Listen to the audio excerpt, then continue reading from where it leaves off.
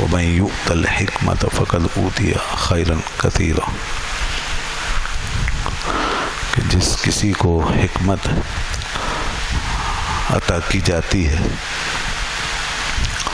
تو اس کو خیر کثیر یعنی بہت ساری بھلائی عطا کر دی گئی۔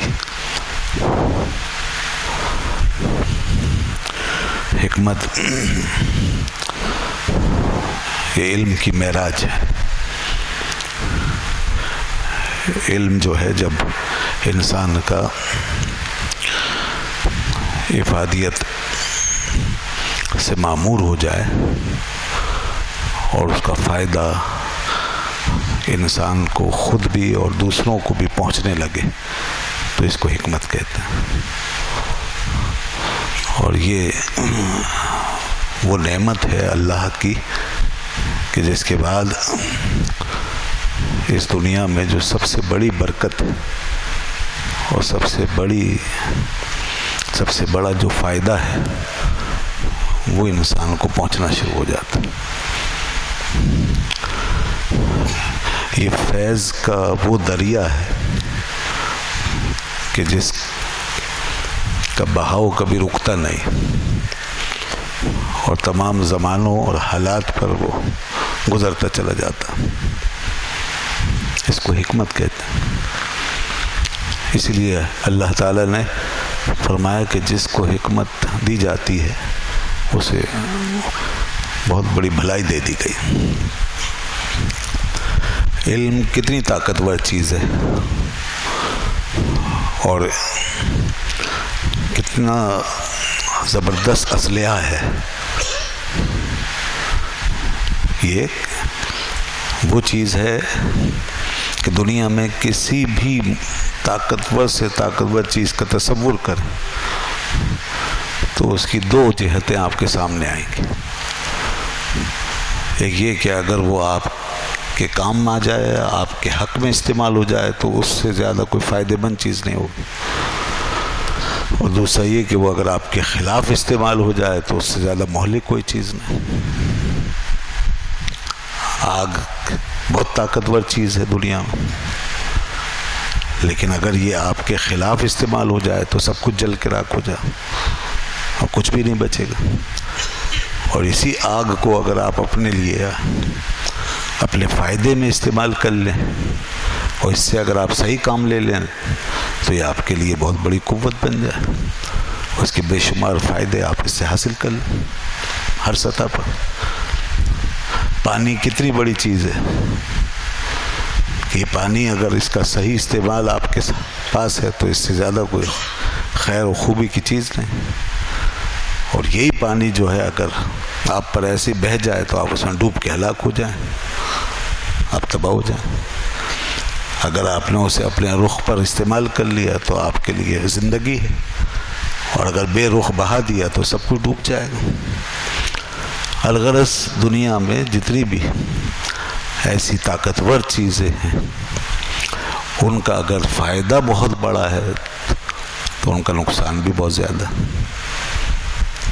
تو اسی طرح علم کا معاملہ، اب علم ان تمام چیزوں سے زیادہ طاقتور چیز ہے، پاورفل چیز ہے۔ یہ سب مادی مثالیں ہیں، ان سب کو کنٹرول کرنے والی چیز علم ہے۔ تو علم سے بڑھ کر دنیا میں کوئی طاقتور شے نہیں۔ لیکن یہاں بھی وہی دو باتیں ہیں کہ اگر یہ علم غلط استعمال ہو جائے، مس یوز ہو جائے، منفی طریقے سے استعمال اس کا شروع ہو جائے تو یہ اس کی تباہی و بربادی بھی سب سے زیادہ ہوگی۔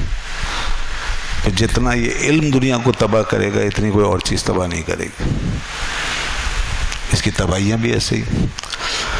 اور اگر یہی علم آپ کے حق میں استعمال ہو جائے، آپ کے فائدے میں، آپ کے فیور میں، تو پھر اسی علم کا دوسرا نام حکمت بن جاتا ہے۔ اب اس کے فوائد، اس کی برکتیں، اس کے مثبت اثرات وہ لامتناہی ہے، اس سے زیادہ کوئی مفید و کارآمد چیز ہو نہیں سکتی۔ یہ حکمت ہے۔ اسی لیے اللہ تبارک و تعالیٰ نے فرمایا فقد اوتیا خیرن کثیرا، کہ جس کو یہ حکمت دے دی گئی وہ خیر کثیر والا ہو گیا، اسے دے دی گئی خیر کثیر، فقد اوتیا، اسے دے دی گئی خیر کثیرہ، خیر کثیر، بہت ساری بھلائی، بہت ساری بھلائی۔ قرآن جس کو بہت سارا کہے اس کی کیا بات ہے؟ قرآن کس چیز کو بہت سارا کب کہتا ہے؟ جب کسی چیز کی کثرت اور کسی چیز کی بھلائی ہماری ٹائم اور ہمارے اسپیس سے باہر نکل جائے، جب آپ کے ٹائم اور آپ کے اسپیس سے باہر نکل جائے، جب مادی حقائق سے باہر نکل جائے، جب دنیا کی حدود سے، دنیا کی سرحدوں سے آگے چلی جائے اور یہاں سے لے کر وہاں تک چلی جائے، کہاں؟ آخرت تک، ظاہر سے لے کر باطن تک پہنچ جائے، اس کو قرآن کثیر کہتا ہے۔ قرآن کی نظر میں وہی کثیر ہے۔ اور جو اس ٹائم اور اسپیس کے اندر ہے، جو اس مادی دنیا کے اندر بند ہے، جو آپ کے اس مادی نظام کے اندر محدود ہے، اور جس کا تعلق آپ کے صرف ظاہر سے ہے، مادیت سے ہے، اور اس زمین و آسمان کی حدود سے ہے، تو قرآن اس کو قلیل قرار دیتا۔ کل متاع الدنیا قلیل، آپ فرما دیں کہ دنیا ساری کی ساری ایک تھوڑی سی متاع ہے، چھوٹی سی چیز۔ اب اتنی بڑی دنیا، یہ مادی دنیا بھی ہمارے لحاظ سے کم نہیں ہے، اتنی بڑی ہونے کے باوجود بھی قرآن کی نظر میں قلیل ہے، تھوڑی سی۔ اور ادھر اللہ نے حکمت کو فرمایا فقد اوتیا خیر کثیر، یہ تھوڑی نہیں، یہ بہت زیادہ، اس کی جو برکت ہے وہ بہت زیادہ ہے۔ تو اب آپ خود سمجھ لیں کہ یہ کس ڈائمنشن میں بات ہو رہی ہے۔ یہ جو بات ہو رہی ہے یہ اس سے مختلف ڈائمنشن ہے۔ جہاں قلیل کہا تھا وہ ڈائمنشن اور تھی، اس کی حدود اور تھی، اور جہاں کثیر فرمایا اس کی حدود اور ہے۔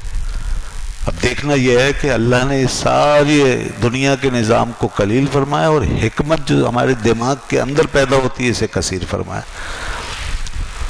وجہ یہی ہے کہ دماغ میں پیدا ہونے والی یہ چیز، یہ علم، یہ اپنے فوائد، اپنی برکتوں کے لحاظ سے زمین و آسمان کی سرحدوں سے پار نکل جاتا ہے، اور آپ کو یہاں تمام جہتوں میں آپ کو فیض دیتا ہے۔ اور اس کے بعد مرنے کے بعد انسان جب دوسری دنیا میں جاتا ہے اور عالم آخرت کے اندر قدم رکھتا ہے تو اس کا فیض وہاں تک جاری و ساری رہتا ہے، اس کی برکتیں وہاں بھی انسان